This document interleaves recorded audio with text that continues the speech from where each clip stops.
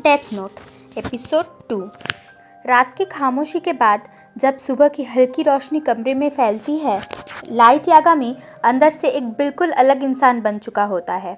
कल रात उसने पहली बार डेथ नोट की शक्ति का इस्तेमाल किया था और कई अपराधियों की मौत ने उसके अंदर एक अजीब सी मिश्रित भावना पैदा कर दी थी। थोड़ा डर, थोड़ी हैरानी और सबसे ज़्यादा शक्ति का नशा। वो किताबें खोलकर पढ़ने की कोशिश करता है, पर ध्यान कहीं और ही होता है। उसकी आंखों में एक नया सपना पलने लगता है, एक ऐसी दुनिया जहां अपराध ना हो और उस नई दुनिया का भगवान वही हो। र्यूक कमरे के कोने में खड़ा अपनी शिनिगामी वाली हंसी हंसाकर कहता है, मानव सच में बड़े दिलचस्प होते हैं, जरा सी ताकत मिलते ही बदल जाते हैं। लाइट कुछ नहीं कहता, लेकिन उसकी आंखों की चमक बढ़ जाती है। अब वो दुनिया को अपने हिसाब से बदलने का फैसला कर चुका है। दुनिया भर में हलचल, लगातार मौतें और फैलता डर।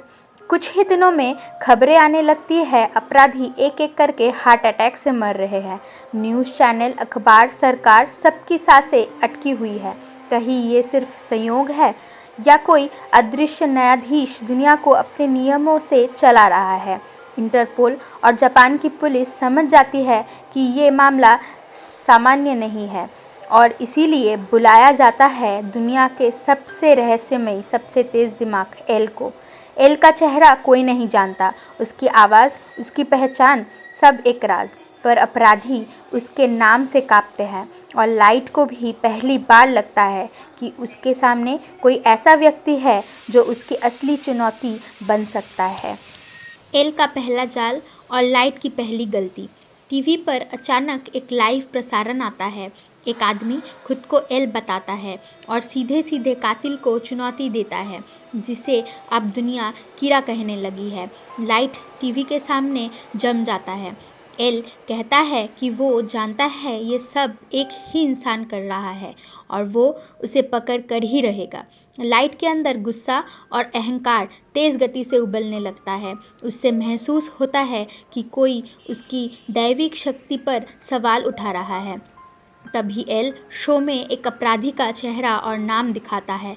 लाइट गुस्से में डेथ नोट उठाता है और उसका नाम लिख देता है। कुछ ही सेकंड में उस अपराधी की लाइव मौत हो जाती है। लाइट सोचता है कि उसने एल को जवाब दे दिया है, लेकिन यही एल का असली चाल था। स्क्रीन अचानक बदल जाता है। अब असली एल की आवाज़ सुनाई देती है। वो कहता है कि जो प्रसारण अभी हुआ वो सिर्फ कांटो क्षेत्र में दिखाया गया था, मतलब कातिल कीड़ा भी कांटो में ही मौजूद है। एक ही चाल में एल ने लाइट की पॉसिबल लोकेशन बहुत सीमित कर। र्यूक जोर से हंस पड़ता है। लाइट की मुट्ठियाँ भिनक जाती है। वो समझ जाता है ये खेल अब दिमाग और रणनीति का है, सिर्फ मौत का नहीं। लाइट की मानसिकता में बदलाव। एल की बुद्धिमानी पहली बार लाइट के अंदर हल्के से डर को जन्म देती है, लेकिन उसके साथ साथ एक और शक्तिशाली भावना उठती है, मैं तुमसे हार नहीं सकता एल।